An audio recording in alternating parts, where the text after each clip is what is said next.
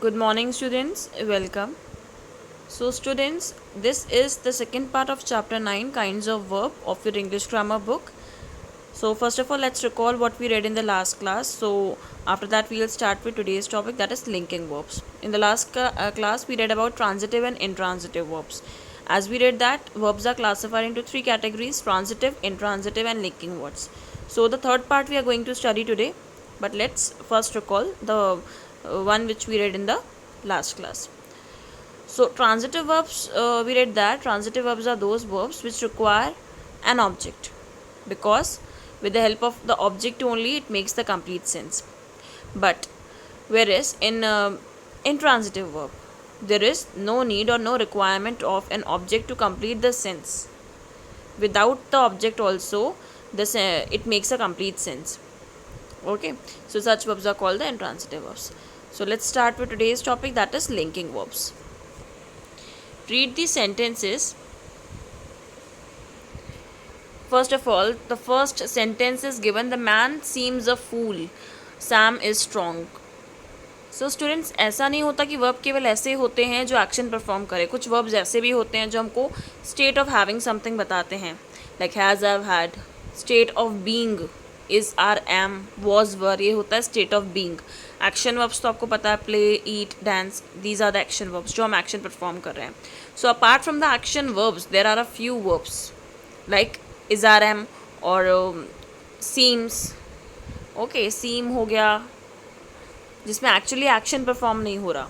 Understood. तो ऐसे कुछ वर्ड्स होते हैं like looks, you look pretty. So look pretty, look जो वर्ब है यहाँ पर, इसमें कोई एक्शन तो परफॉर्म नहीं हो रहा, सिंपली हम बता रहे हैं यू लुक प्रिटी. तो कुछ ऐसे वर्ब्स की बात करेंगे हम जो कि एक्चुअली एक्शन परफॉर्म नहीं करते, जैसे कि सीम्स है फर्स्ट सेंटेंस में. The man, that man seems a fool, वो मैन फूल लग रहा है. Seems is a linking verb. Sam is strong, is linking Sam with strong, जो सब्जेक्ट को लिंक कर रहा है. आगे पढ़ते हैं, ज़्यादा क्लैरिफाई होगी चीज़ें. The verbs in these two sentences are not verbs of action. इन दोनों ही सेंटेंस में आप देख सकते हो कि वर्ब ऑफ एक्शन नहीं है, कोई एक्शन परफॉर्म नहीं हो रहा. They tell us what the subject is और seems and not what the subject does. इन दोनों ही सेंटेंस को पढ़कर हमें पता चल रहा है कि ये जो वर्ब्स हैं, ये वर्ब हमें बता रहे हैं कि सेंटेंस क्या है. जैसे सैम में बता रहे हैं सैम क्या है, सैम स्ट्रॉन्ग है. ओके, सब्जेक्ट इज स्ट्रॉन्ग हुआ है, Sam is strong. Whereas first वाले में क्या बता रहा है, सीम्स से हमें पता चल रहा है कि वो मैन कैसा है, वो मैन कैसा लग रहा है. That man seems a fool, वो फूल लग रहा है. Let's read the definition given below. Such verbs that join the subject to some word which describe the subject are called the linking verbs. वापस से मैं आपको बता देती हूँ अच्छी तरीके से कि ऐसे कुछ वर्ब्स होते हैं जो कि सब्जेक्ट को एक दूसरे वर्ब से जॉइन करते हैं, जिससे कि सब्जेक्ट के बारे में हमें डिस्क्रिप्शन, मतलब सब्जेक्ट के बारे में अच्छी तरीके से डिस्क्राइब कर पाएँ. जस्ट फॉर एग्जाम्पल, वापस देखिएगा ऊपर वाले एग्जाम्पल्स. जैसे सैम को हम किससे लिंक कर रहे हैं, Sam is linked with strong. कौन लिंक कर रहा है, इस लिंक कर रहा है. इसको इसलिए लिंकिंग वर्ब बोला जा रहा है. हमको बताया जा रहा है इसमें कि सब्जेक्ट कैसा है, सब्जेक्ट को डिस्क्राइब कर रहे हैं ना हमें सेकंड सेंटेंस में कि सब्जेक्ट कैसा है, सब्जेक्ट स्ट्रॉन्ग है, सैम स्ट्रॉन्ग है. सिमिलरली फर्स्ट वाले में भी आप देख सकते हो सीम्स लिखा है, तो इससे पता चल रहा है कि मैन कैसा है, मैन कैसा लग रहा है, मैन लग रहा है एक फूल की तरह लग रहा है, बेवकूफ़ की तरह लग रहा है. अंडरस्टूड. तो ये लिंक कर रहा है सब्जेक्ट को एक दूसरे वर्ब से. ये जो लिंकिंग वर्ब्स होते हैं ये सब्जेक्ट को लिंक करते हैं दूसरे वर्ब से, दूसरे वर्ड से. इसमें भी आप देख सकते हो दैट मैन को कौन से वर्ड से लिंक करा जा रहा है, फूल से लिंक किया जा रहा है. Let's read further.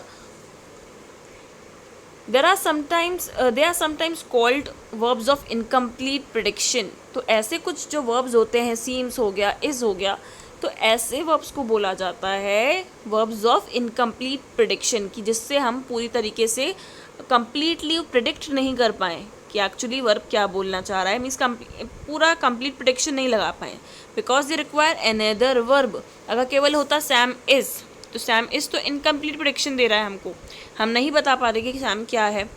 तो जब हमें दूसरा वर्ड मिल गया, हमें कौन सा वर्ड मिल गया, हमें स्ट्रॉन्ग मिल गया.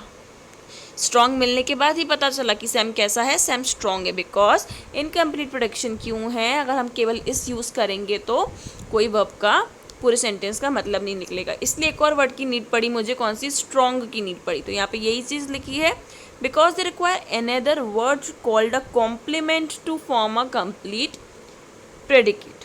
क्योंकि इसको एक कॉम्प्लीमेंट एक वर्ड होता है जिससे उसको नीड पड़ती है, उसको वो कौन सा वर्ड होता है, एक कॉम्प्लीमेंट की नीड पड़ती है जिससे बोला जाता है, सिंपली कॉम्प्लीमेंट बोला जाता है इसको, इस वर्ड को जिसकी नीड पड़ती है ऐसी वर्ब्स को, तो ताकि एक कंप्लीट प्रेडिक्शन हम निकाल पाएँ, सेंटेंस पढ़ के पता चल पाए।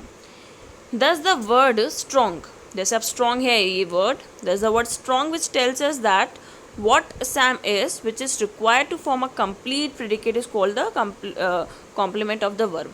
तो इस सेंटेंस में हमें पता चल रहा है कौन से वर्ड से, हमें स्ट्रॉन्ग से पता चल रहा है कि सैम कैसा है, सैम है स्ट्रॉन्ग। तो हमें सैम से पता, स्ट्रॉन्ग से पता चल रहा है कि सैम कैसा है, सैम स्ट्रॉन्ग है। तो स्ट्रॉन्ग को बोलेंगे word of complete prediction, means complement of the verb बोलेंगे। क्या बोलेंगे? Complement of the verb. Okay, क्योंकि कॉम्प्लीमेंट से ही मेरा ये सेंटेंस का जो मतलब है वो पूरा निकलेगा। ऐसी वर्ब्स के केस में, जैसे सीम्स है, इज़ है, मेड है, लुक है, इस वर्ब्स की केस में हमें क्या चाहिए रहता है, हमें चाहिए रहता है कॉम्प्लीमेंट टू द वर्ब। आगे एग्जाम्पल्स पढ़ते हैं। Here are few examples of linking verbs given down, let's read them. First sentence, the boys made great noise. तो इसमें वर्ब आइडेंटिफाई कीजिए। मेड कोई एक्शन तो परफॉर्म नहीं हो रहा, एक्चुअली कोई एक्शन परफॉर्म नहीं हो रहा है, बट क्या है, लिंक कर रहा है वॉइस को नॉइस से, तो मेड है linking verb. Similar case in second sentence also, the old women looks unhappy, दिख रही हैं अनहैप्पी, कोई एक्चुअली कोई काम परफॉर्म नहीं हो रहा है, इसलिए कोई काम परफॉर्म नहीं हो रहा है। तो एक ऐसी वर्ब्स है जो लिंक कर रही है सब्जेक्ट को दूसरे वर्ड से, वो है, ऐसी वर्ब्स होती हैं लिंकिंग वर्ब्स। तो लुक्स लिंकिंग वर्ब है। सिमिलरली, ही वेंट मैड, वेंट इसमें लिंकिंग वर्ड क्यों है, इसमें लिंकिंग वर्ब इसलिए है क्योंकि सब्जेक्ट को लिंक करिए मैड से, कि वो मैड मीन्स वो पागल हो गया, लाइक दिस। ओके, कोई एक्शन परफॉर्म नहीं हो रहा कि जाकर पागल हो गया, no, it is simply that he went mad, वो पागल हो गया, like this. John Steve became happy, खुश हो गए, became is linking verb because it is linking John Steve with happy. The sky grew dark, grew is linking verb. Child fell asleep, child गिर नहीं गया, but it is the child fell asleep, कोई action perform नहीं हो रहा, बस उसको नींद आ गई।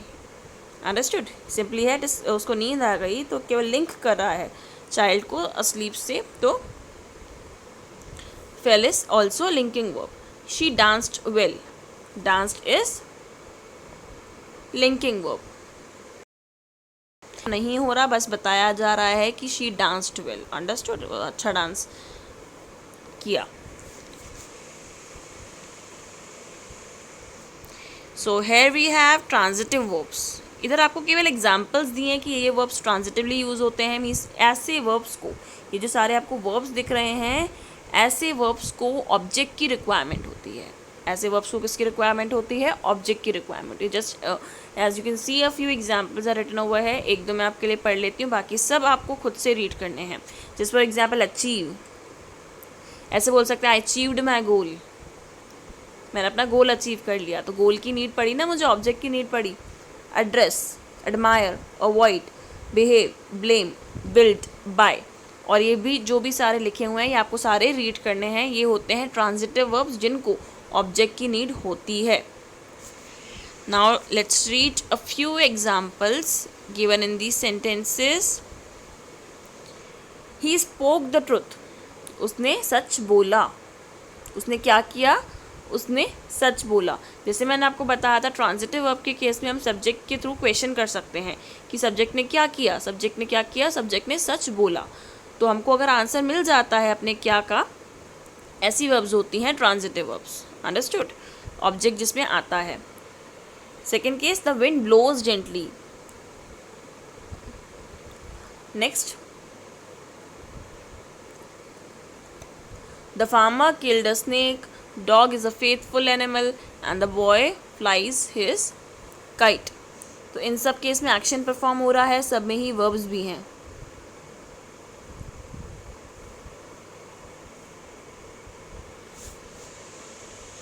Next we have intransitive verbs, ये भी आपको सिंपली एग्जाम्पल्स दिए हुए हैं कि ऐसी वर्ब्स ज़्यादातर इंट्रांजिटिवली ही यूज़ होती हैं। जैसे एक हो गया, डिपार्ट लिखा है, एडवांस, डाई, डिसअपियर, ये सब होती हैं इंट्रांजिटिव वर्ब्स, मतलब कि ये खुद में ही एक कंप्लीट सेंस बनाती हैं अगर सब्जेक्ट के साथ जुड़ जाएं तो। सब्जेक्ट के बाद आती हैं जो वर्ब्स इस तरीके की इंट्रांजिटिव वर्ब्स, तो इनमें ऑब्जेक्ट की नीड नहीं पड़ती, ये होती है intransitive verbs. Let's read the examples.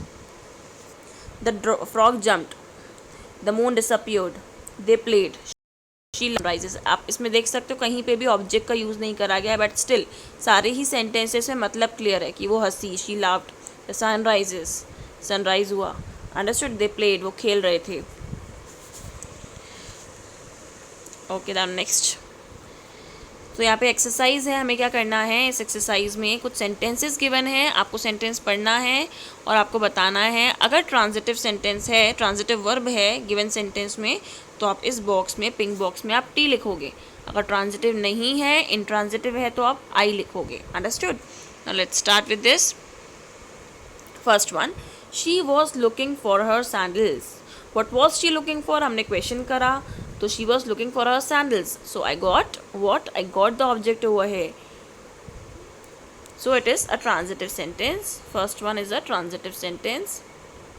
You have to write T in the given box.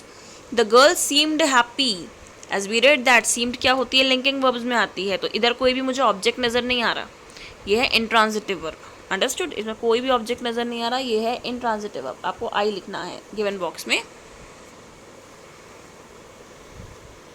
Next, all students boarded the bus. इसमें क्या करा है, सब बच्चों ने क्या करा है, क्या बोर्ड करा है, सबने बसेस बोर्ड करी हैं, तो इसमें भी मुझे ऑब्जेक्ट नज़र आ रहा है buses, so it is transitive verb, T लिखेंगे आप बॉक्स में। द बिल्डिंग क्रैश्ड, इसमें कोई भी ऑब्जेक्ट नज़र नहीं आ रहा है, खुद में ही कंप्लीट सेंस बना रहा है, तो ये इंट्रांजिटिव है। Fourth one is intransitive. Now let's see the fifth one, the tree fail in the storm. तो प्लेस बताई गई है बट आपको कोई ऑब्जेक्ट नहीं बताया गया है इसमें।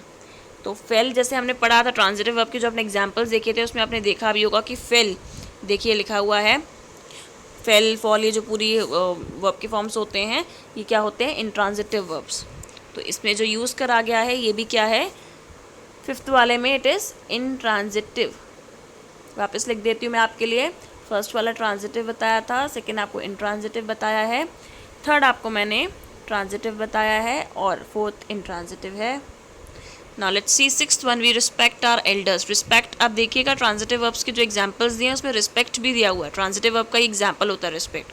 और इधर मुझे क्वेश्चन भी मिल रहा है, मतलब क्वेश्चन अगर मैं पूछ रही हूँ सब्जेक्ट से, लाइक कि what we respect our elders, हमें किसकी रिस्पेक्ट करनी चाहिए, तो मुझे पता चल रहा है ऑब्जेक्ट मुझे मिल रहा है एल्डर्स की, ऑब्जेक्ट मिला तो क्या है, ट्रांजिटिव वर्ब, तो ये आप ट्रांजिटिव टी लिखेंगे यहाँ पर। अब वापस यहाँ पे फेल है, द कैट फेल डाउन, तो ये क्या है, इंट्रांजिटिव है, कोई ऑब्जेक्ट नहीं है क्योंकि सिंपली लिखा है कैट गिर गई नीचे। प्लेस है बट कोई ऑब्जेक्ट नहीं है, रिसीव नहीं कर रहा कोई भी एक्शन, तो सेवेंथ है intransitive. Eighth, we waited for the train. We waited for the train में वेटेड क्या है, वेट है इंट्रांजिटिव वर्ब। आप एग्जाम्पल्स पढ़िएगा, लिखा हुआ है उसमें इंट्रांजिटिव वर्ब, कोई ऑब्जेक्ट नहीं है। एवरीवन लाफ्ड, इसमें भी कोई ऑब्जेक्ट नहीं है, तो ये क्या है, इंट्रांजिटिव वर्ब। सिंपली लाफ क्या है, वर्ब होता है, तो कोई ऑब्जेक्ट नज़र नहीं आ रहा, तो ये भी इंट्रांजिटिव वर्ब है। Tenth one, the lion killed the deer. इधर पता चल रहा है लायन ने किसे मारा, लायन ने क्या किया, लायन ने डियर को मार दिया, तो इधर मुझे पता चल रहा है कि लायन ने क्या किया, तो ये क्या है, ऑब्जेक्ट रिसीव कर रहा है डियर, मारने का एक्शन कौन रिसीव कर रहा है, लायन मार रहा है, किसको मारा है, डियर को, तो डियर हो गया इधर transitive. Understood. Now let's read the sentence given below. Some transitive verbs have two objects, a direct object and an indirect object. अब कुछ आपको sentences ऐसे दिखेंगे जहाँ पे आपको दो दो objects नज़र आएंगे, एक होगा direct object, एक होता है indirect object। अब वो कैसे होते हैं, let's read this. For example, my mother gave a book to me. His friend took an atlas from him. By finding the answers to the question verb plus what, verb ने क्या किया, अगर आप पहले वाले में करोगे ना, क्वेश्चन पूछोगे कि वर्ब ने क्या किया, वर्ब प्लस व्हाट, सब्जेक्ट ने क्या किया, I mean will tell us about the direct object, and the question verb plus whom will tell us about the indirect object. जैसे कि पहले सेंटेंसेस में आप पढ़ सकते हो mother gave a book. Mother gave a book इतना सा करोगे ना तो उसमें भी मुझे पता चल रहा है कि मदर ने एक बुक दी। तो बुक क्या है? बुक है यहाँ पे डायरेक्ट ऑब्जेक्ट। किसको दी? मुझे दी, टू मी। तो टू मी क्या हो गया? मी क्या हो गया? मी हो गया इनडायरेक्ट ऑब्जेक्ट, बुक हो गया डायरेक्ट ऑब्जेक्ट और मी हो गया indirect object. Direct object generally a non living thing and indirect object is usually a person, animal और लिविंग थिंग। तो आप ये चीज़ दिमाग में रखिए, अगर आपको किसी भी सेंटेंसेस में दो ऑब्जेक्ट दिखते हैं, किसी भी सेंटेंस में अगर आपको दो ऑब्जेक्ट दिखेंगे तो उसमें से डायरेक्ट ऑब्जेक्ट कौन सा होगा? Non living thing. जैसे यहाँ पे डायरेक्ट ऑब्जेक्ट कौन सा है? फर्स्ट सेंटेंसेस में बुक। फर्स्ट सेंटेंस में बुक डायरेक्ट ऑब्जेक्ट है और मी क्या है? Indirect object. तो लिविंग थिंग जो होगी वो इनडायरेक्ट होगी और जो नॉन लिविंग थिंग होगी वो डायरेक्ट ऑब्जेक्ट होगा। यहाँ पे लिखा भी हुआ है, पढ़ सकते हैं। A direct object takes a action directly from the verb. क्योंकि डायरेक्ट ऑब्जेक्ट जो होता है, नॉन लिविंग थिंग वाला जो ऑब्जेक्ट होगा, वो डायरेक्टली एक्शन वो कौन रिसीव करता है? डायरेक्टली एक्शन कौन रिसीव करता है? डायरेक्ट ऑब्जेक्ट रिसीव करता है। Understood? And indirect object is a noun और pronoun and it takes the action indirectly from the verb. Indirect object या तो नाउन भी हो सकता है या फिर प्रोनाउन भी हो सकता है, मीन्स लिविंग थिंग हो सकते हैं, नॉर्मल सी बात। तो ये जो एक्शन टेक करती है वो किससे टेक करती है? किससे लेती है? इनडायरेक्टली लेती वर्ब से ही एक्शन है, बट किससे? इनडायरेक्ट मोड से लेती है। लाइक पहले में लिखा था ना, my mother gave a book then to me. तो बुक हो गया डायरेक्ट ऑब्जेक्ट और मी हो गया indirect object over here. Now let's do this exercise also.